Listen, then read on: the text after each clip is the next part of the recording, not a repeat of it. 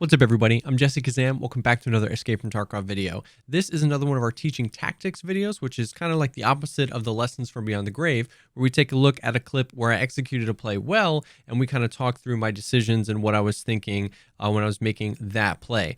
This video is kind of about how to keep squads guessing when you're engaging them, especially with a duo and when you're in an outdoor map. I stream Escape From Tarkov on Twitch. All my links will be down below. I'd love to have you stop by and say hey. And if you like the video, think about dropping a like, subscribing for more content like this, or leaving a comment down below.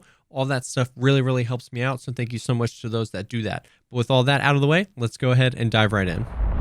So we'll watch the clip back, and then we'll kind of go back and talk through what my decision making was. The setup here, I'm playing with a duo. We're playing on woods. I've been playing a lot of woods lately. This map has been a ton of fun for me, and we kind of spawned on one side of the map and made a really aggressive push all the way to the other side of the map right off the bat to kind of try and catch some PMCs off guard. The spine area here, a lot of people that spawn on this side of the map like to hop up there and snipe. So we try to basically get here before them and then kind of wait to see if anybody would come up. And then this is what happened. So let's take a look at the clip.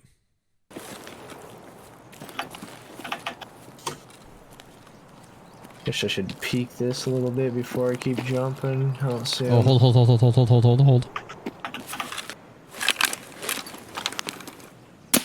One dude dead. There's another backside of spine. I need you to come down. Okay, come on. Is he geared? I don't know. I saw two PMCs. Had to pick which one to focus on. One. I see ya. Yeah. Did he hook down? I can go try to like flank. Yeah. Left. He's on the ground, and he was moving down like a long spine on this side on the ground towards the water. Alright, I'm flanked the left in the field. Okay. But I'll be moving towards him, not towards you. Yeah. They have no idea where I am. All that guy knows is that he died to a snipe. I see him. Okay. He's pushing towards you. Along snipe. Spine still? Along spine, yeah. Oh, I got shot at. He's shooting at me. Pushing. I think there's two more. I killed the other. Nice. Right. GG's. Let's play like there's three or another. Coming up to you. Was he just sitting right here? Like he was right here. He was running. He was a little hacky hatch boy. Yeah, this guy shot at me first, and then the other guy pushed. The no gear guy I didn't see before, so I thought it was a two-man. I'm on top of spine.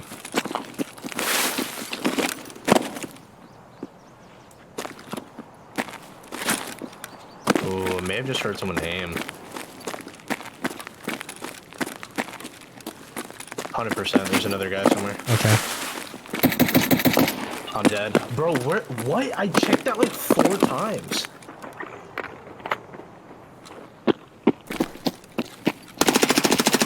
He's dead. He was so thick. So I get like far. Bro, that was... All right, so that was definitely a bit of a longer clip, but I wanted to kind of include everything there so you got to see a little bit of what was going on. So it all starts off, like we said, the two main things are in this video are talking about like how to keep squads guessing when engaging them out in the open and good communication between a duo or a squad or a trio or anything like that. So the first thing here, the first kind of thought we put into this was positioning, right? So we...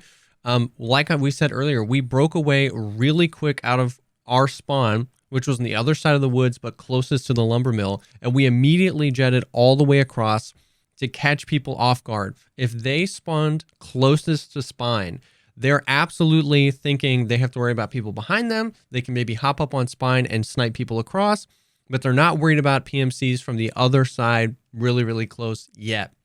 Which is why I was able to catch that guy in a sniper position standing completely still because he was probably mostly covered in front of him, but not behind.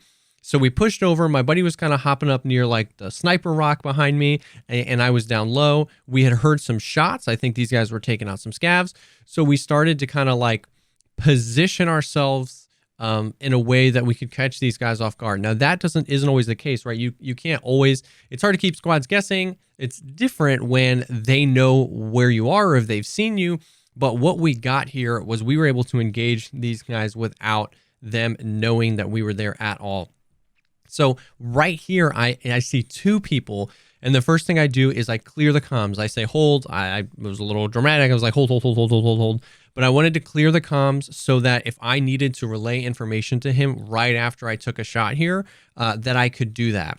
So I see these two guys, and I immediately make a decision that this guy up top, I can get a one tap on him. I can guarantee that I eliminate one from this squad. At this point, I only think it's two. This guy is moving around. He's running. I lose visual of him really, really quickly. So instead of like me making noise or lobbing a grenade or trying to wait for this guy to come back and then miss an opportunity here, I immediately make the decision to switch to the DVL and get a snipe on this guy because I know that I can then take out somebody from the squad.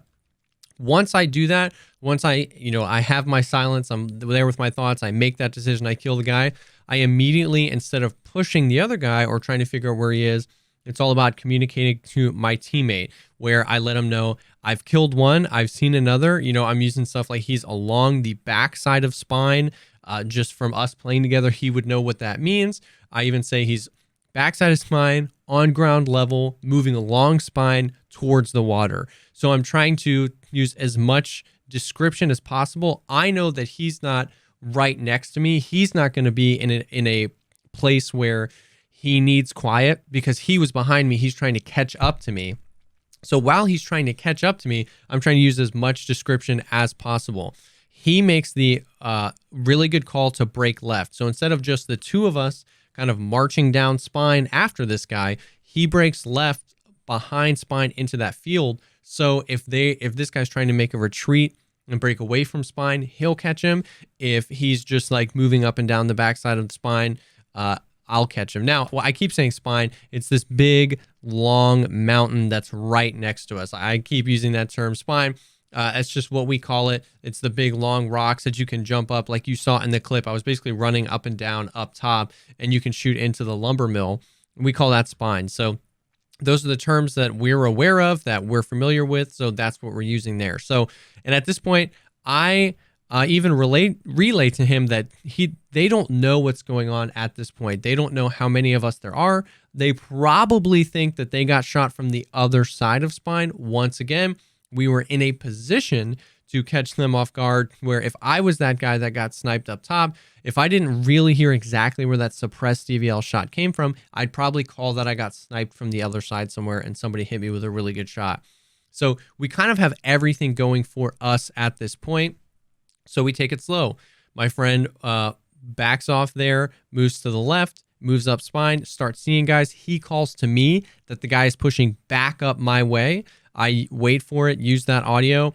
I realize immediately that this is not the guy I'd originally seen because I was pretty sure he had a helmet on, the guy down below. So I eliminate this guy right as my teammate eliminates the other guy that I originally saw. So right there, we got caught off a little bit by realizing it was a 3-man. And if you notice in the clip when I played it back, immediately after we eliminated these last two guys, my teammate basically said, let's play like there's another. And that is another huge thing in Tarkov. It's the meme. There's always one more. There's always one more. And as we saw, there was another one, and he eliminated my teammate. So that was another kind of tactic here. It was that immediately after killing what we thought was the whole squad, we said, or my teammate said, let's play like there's another one.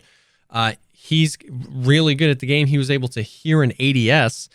Once he heard that ADS, I peeked this side of spine, peeked the front side, because we had eliminated a bunch of people back here. So my thought was if there was another one, he maybe wrapped around the front and was waiting for us to hop up and loot. So I peeked the front, and then I get up to a position here where if this guy that my friend is hearing is up top, going to be shooting down at him, I wanted to be able to peek all these kind of rocks that you can get up on. Now, unfortunately, we were a little split.